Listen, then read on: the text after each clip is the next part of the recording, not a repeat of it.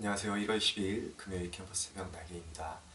오늘은 창세기 6장 1절에서 12절 본문으로 하나님의 말씀 함께 나누겠습니다. 오늘 본문 속에는 이제 분노하시는 하나님이 나타나고 있는데요. 하나님께서 분노하신 이유는 바로 3절에 이렇게 말씀하고 있습니다.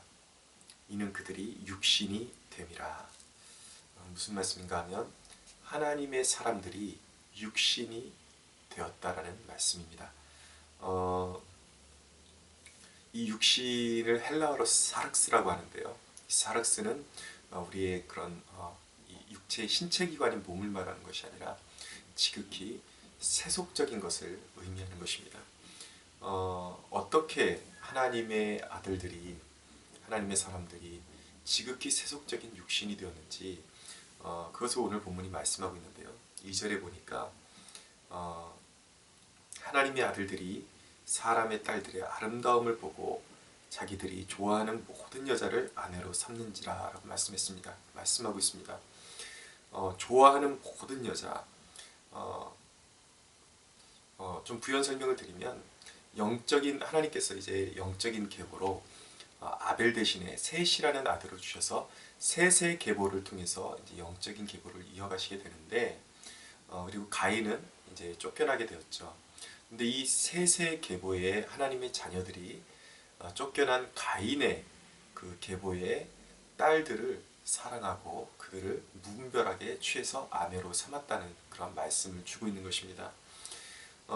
왜 그렇게 했을까요? 그것은 한눈에 보기에도 영적인 자녀들보다 세속적인 자녀들, 그 가인의 후예들이 어저께 본문에 보면 이제 엊그저께 본문이죠. 문화를 창출해내고 그리고 그들은 장신구를 가지고 꾸미는데 열중했던 그런 사람들이기 때문에 당연히 꾸미는 기술이 발달될 수밖에 없겠죠.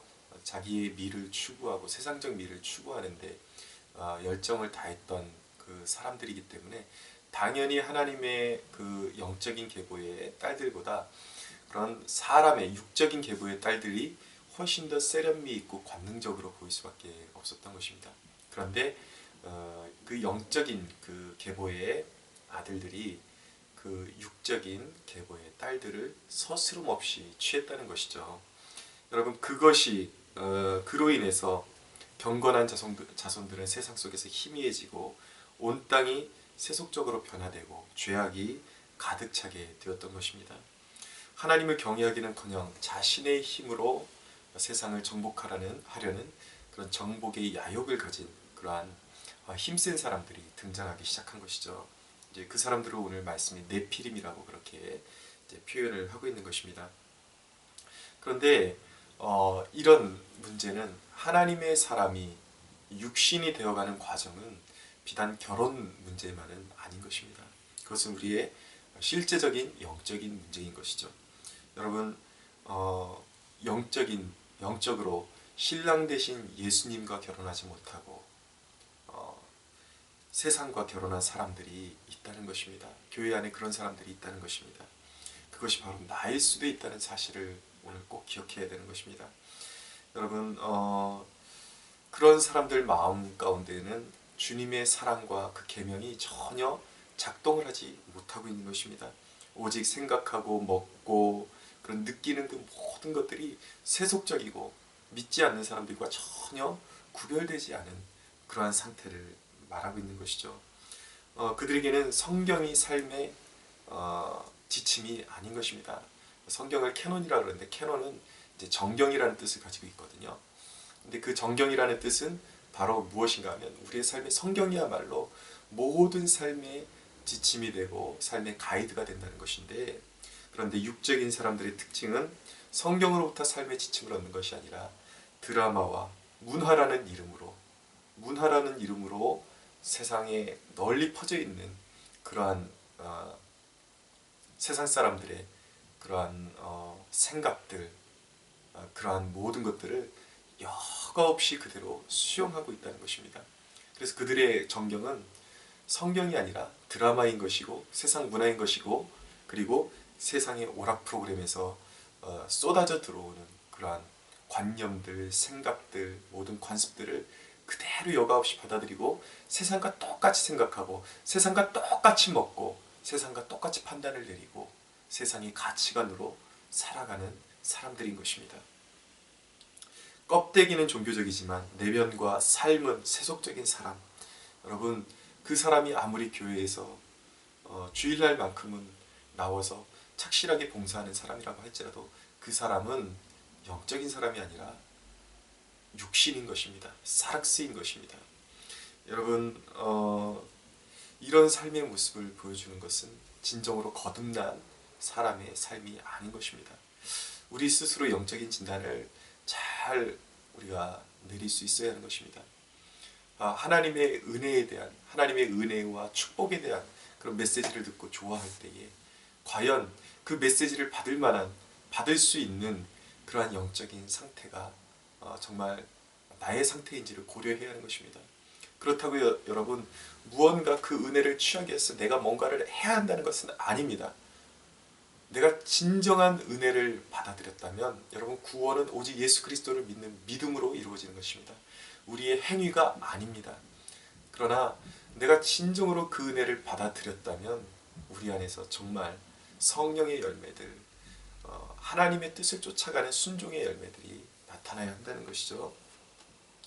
여러분, 세상은 홍수로 쓸어버릴 것이지만 그러나 오늘 하나님께서는 그 은혜에 대한 약속을 멈추지 않고 계십니다. 8절에 보니까 그러나 노아는 여호와께 은혜를 입었더라 라고 말씀하고 있습니다.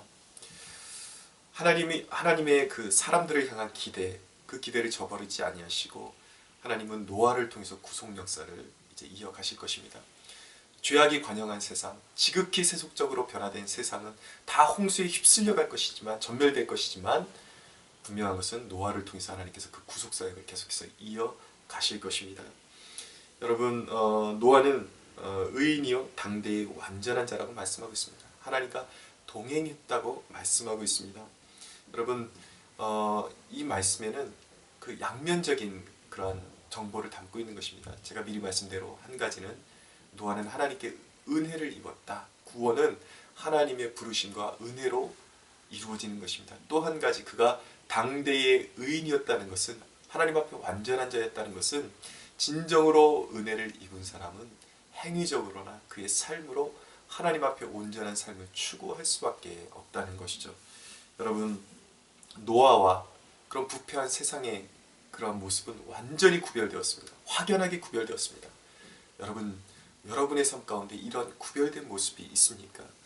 여러분, 완벽하지는 못해도 그런 구별된다는 것은 내가 흠이 없이 완전히 완벽하다는 것을 의미하는 것은 아닙니다. 나에게도 흠이 있고 때로는 죄에 빠지고 유혹에 빠질 때가 있지만 분명한 것은 그럼에도 불구하고 세상과 확연하게 구별된 삶의 방식과 생각을 가지고 있다는 것입니다. 여러분, 정말 온전하지는 못해도, 완벽하지는 못해도 여러분 안에 그런 마음이 있습니까? 다윗과 같이 하나님을 조롱하고 하나님이 없다 하는 사람들 앞에서 그 하나님이 없다 하는 사람들을 바라보며 그 영혼들을 향한 아픔과 또 하나님의 그 존재가 변호받지 못하는 세상 속에서 세상이 하나님을 알지 못함으로 인해서 가슴 아파하고 정말 그 사랑, 하나님께서 우리와 같은 죄인을 구원하시기 위해서 보여주신 예수 그리스도의 십자가를 통해서 보여주신 그 십자가의 사랑을 세상 가운데 전하며 구현하고 싶어하는 갈망이 우리의 마음 가운데 있는가를 묻고 있는 것입니다. 또한 우리가 온전하지 못해서, 완벽하지 못해서 가끔 죄에 빠지기도 하고 유혹에 빠지기도 하지만 궁극적으로 내 마음속에 나를 하나님의 온전하신 뜻을 쫓아가지 못하게 방해하는 그 죄에 대한 증오와 아픔과 그것을 벗어버리고자 하는 그런 몸부림이 있는가, 그것을 묻고 있는 것입니다.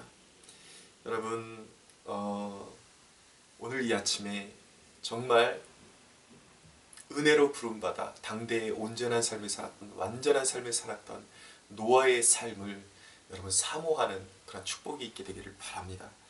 여러분, 오늘 말씀해 보니까 한눈에 보아도 하나님의 자녀들보다, 영적인 자녀들보다 세상 사람들이 더 부강하고 더 문화적으로 앞서가고 더 번영하는 모습을 보이고 있습니다. 여러분, 오늘날 나의 성공이 반드시 하나님의 의를 구현한 결과는 아니라는 사실을 우리가 직시할 수 있어야만 하겠습니다. 물론 우리가 정말 하나님 앞에 구하고 하나님의 뜻을 쫓아가면서 이룬 성공일 수도 있지만, 또한 거기에는 어떤 함정이 도사리고 있을 수도 있다는 것입니다. 여러분, 우리가 어떤 성공을 추구하고 취한 모든 것들이 과연 하나님의 뜻을 쫓아가면서 하나님께서 주신 것들입니까? 아니면 육신을 쫓아가서 그 육신의 열매를 맺은 것입니까?